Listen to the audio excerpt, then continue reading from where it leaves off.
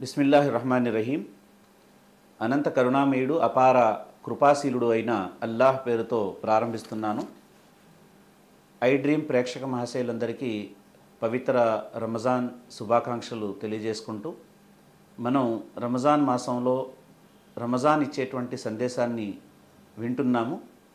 మరి ఆ సందేశాన్ని ముందుకు కొనసాగిస్తూ ఈరోజు రంజాన్ ఉపవాసాల యొక్క ముఖ్య ఉద్దేశం ఏమిటో క్లుప్తంగా తెలియజేసే ప్రయత్నం చేస్తాను. దివ్య ఖురాన్ గ్రంథంలో సృష్టికర్త అల్లాహ్ ఈ విధంగా తెలియజేస్తున్నాడు. యా అయ్యుహల్లజీన ఆమను కుతిబ అలైకుము సియాము కమా కుతిబ అలల్లజీన మిన్ ఖబ్లికుం లాల్లకుం తత్తఖూన్.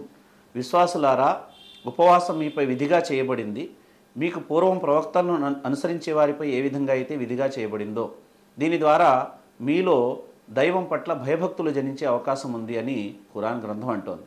అంటే ఉపవాసాలకు సంబంధించి ముఖ్య ఉద్దేశం ఒకటి ఏమిటంటే, ఈ ఉపవాసం ద్వారా మీలో ఆకలి దప్పులు కాదు రావాల్సింది, మీలో దైవం పట్ల భయభక్తులు రావాలి అనే విషయాన్ని ఖురాన్ గ్రంథంలో సృష్టికర్త అయిన అల్లాహ్ తెలియజేస్తున్నాడు.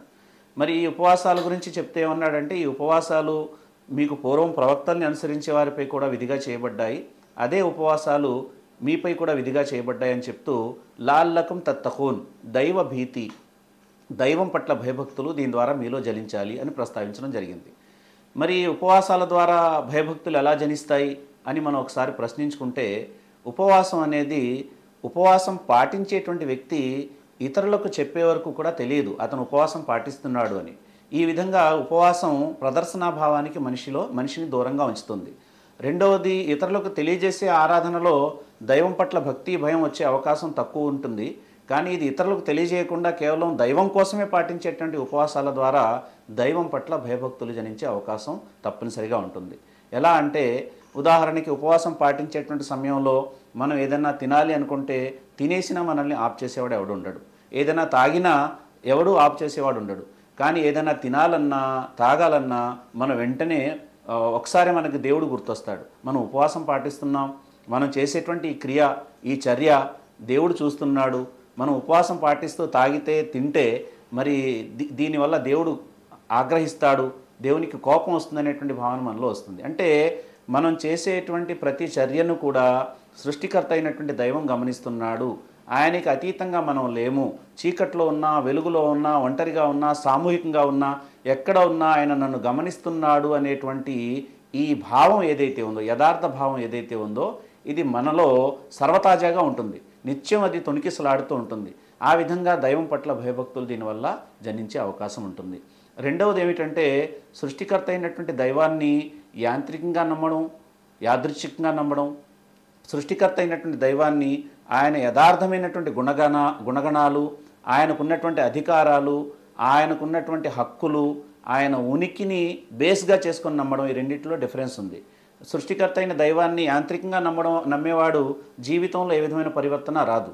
కానీ సృష్టికర్త అయినటువంటి దైవాన్ని, ఆయన నన్ను పుట్టించాడు, నాకు పోషకుడు కూడా ఆయనే, నాకు జీవితాన్ని ఇచ్చింది ఆయనే, ఈ జీవితం తర్వాత రాబోయేటువంటి మరణం తర్వాత వచ్చేటువంటి జీవితంలో నాకు ఉన్నతమైనటువంటి స్వర్గవనాల్ని ప్రసాదించేది కూడా ఆయనే, నేను నేరం చేస్తే, తప్పు చేస్తే నన్ను శిక్షించేది కూడా ఆయనే, ఆయన పట్టు నుంచి నన్ను ఎవడు కూడా తప్పించలేడు, ఆయన చూస్తున్నాడు, ఆయన చూస్తూనే ఉంటాడు, ప్రతిదీ చూడగలడు, ఆయన సర్వాన్ని వినేవాడు, సర్వోన్నతుడు అనేటువంటి ఈ యథార్థమైనటువంటి గుణగణాల భావజాలంతో మనిషి ఎప్పుడైతే విశ్వసిస్తాడో అతనిలో ఆయన పట్ల భయం వస్తుంది, భక్తి వస్తుంది, తద్వారా మనిషిలో ఆచరణలో మార్పు కూడా వస్తుంది.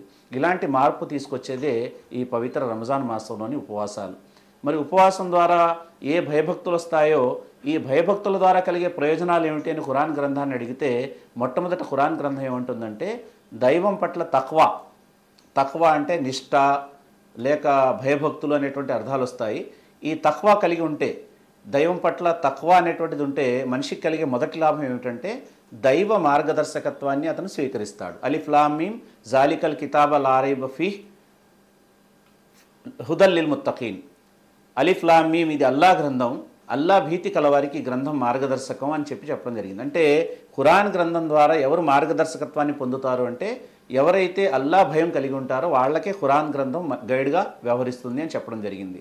రెండవది, ఖురాన్ గ్రంథం ద్వారా మార్గదర్శకత్వం పొందడం ఒకటైతే, సృష్టికర్త అయినటువంటి దైవం ఎవరిని ఎక్కువ ప్రేమిస్తాడని ఖురాన్ గ్రంథాన్ని అడిగితే ఇన్నల్లాహ యుహిబ్బుల్ ముత్తకీన్, ఎవరిని అల్లా ఎక్కువ ప్రేమిస్తాడట, ఎవరైతే ఆయన పట్ల భయభక్తులు కలిగి ఉంటారో వారిని ఆయన ఎక్కువగా ప్రేమిస్తాడు అని చెప్పడం జరిగింది.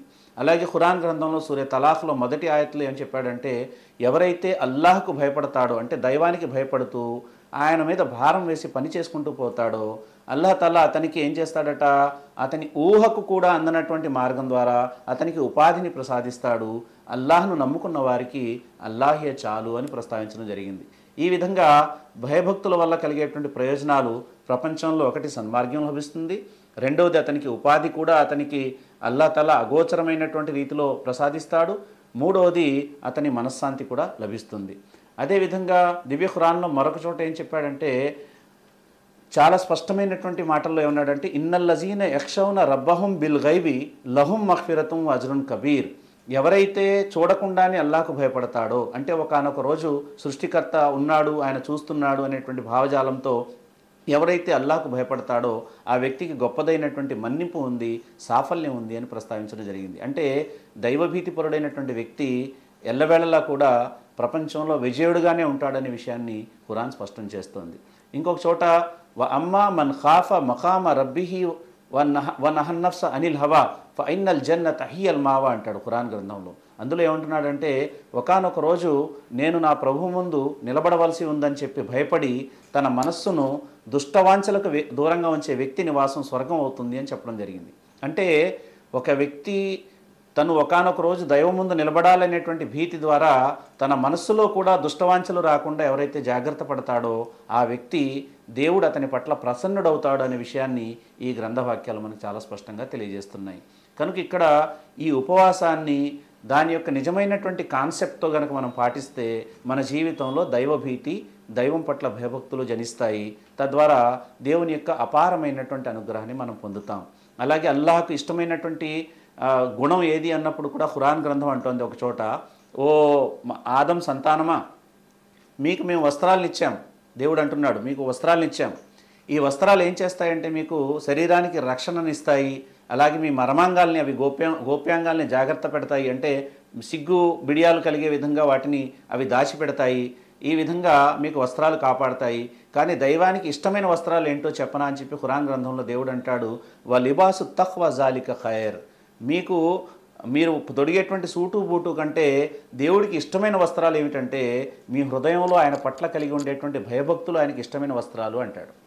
అలాగే సృష్టికర్త అయినటువంటి దైవం అంటాడు, ఒక చోట మీరు మక్కా యాత్ర చేయండి, నా గృహాన్ని సందర్శించండి, కానీ నా గృహాన్ని సందర్శించేటప్పుడు కావాల్సిన సామాగ్రి అంతా తీసుకెళ్ళండి, మీకు ప్రయాణంలో ఏ విధమైన ఇబ్బంది రాకూడదు అంటాడు.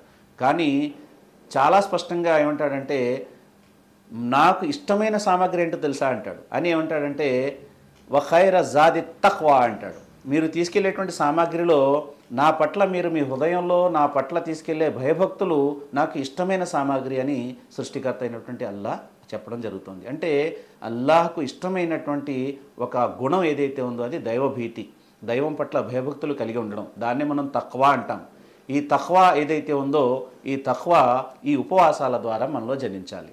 ఈ తఖ్వాని కొలవడానికి ఏ కొలమానం లేదు. స్కేల్ పెట్టి ఇంట్లో దైవభీతి ఎంత ఉంది, దైవభీతి ఎంత లేదు అని కొలవడానికి ఒక స్కేల్ లేదు. కానీ మన మనస్సాక్షికి తెలుస్తుంది. నేను వ్యక్తిగత జీవితంలో ఒంటరిగా ఉన్న సమయంలో, చీకట్లో ఉన్న సమయంలో, ఎవరూ నా దగ్గర లేని సమయంలో నా ఆలోచనలు ఎలా ఉన్నాయి, ఇంట్లో ఎవరూ లేని సమయంలో నా మొబైల్ ఎలా యూజ్ అవుతుంది, అలాగే నేను నా భార్య పిల్లలతో ఎలా ప్రవర్తిస్తున్నాను, అలాగే ఎదుటి వాళ్లతో నేను ఎలా ప్రవర్తిస్తున్నాను, నా ఆదాయ మార్గాలు ఎలా ఉన్నాయి అనే దానికి మనస్సాక్షి స్వయంగా సాక్ష్యం ఇస్తుంది. ఆ మనస్సాక్షిని కొలమానంగా తీసుకున్నప్పుడు కూడా మనిషి దైవం యొక్క భీతిని జనింపజేసుకోవడానికి అది దోహదపడుతుంది. అందుకనే మహాప్రవక్త ముహమ్మద్ సల్లల్లాహు అలైహి వసల్లం అన్నారు, ఎవరిలో అయితే దైవభీతి ఉంటుందో వారికి అల్లాహ్ తాలా ఏం చేస్తాడట, విచక్షణ జ్ఞానాన్ని ప్రసాదిస్తాడని చెప్పడం జరిగింది. అంటే విచక్షణ జ్ఞానం అనేటువంటిది మనిషికి ఎప్పుడు వస్తుందంటే దైవం పట్ల భయభక్తులు కలిగి ఉంటే వస్తుంది. అలాగే దివ్య ఖురాన్లో స్వర్గ ప్రస్తావన ఎక్కడైతే ఉందో అన్నీ మీరు ఒకసారి చూడండి. అన్ని చోట్ల కూడా ఎవడు దైవం పట్ల భయభక్తులు కలిగి ఉంటారో వారికి ఉన్నతమైనటువంటి సాఫల్యం ఉంది అనే విషయాన్ని ఖురాన్ గ్రంథం స్పష్టం చేస్తుంది.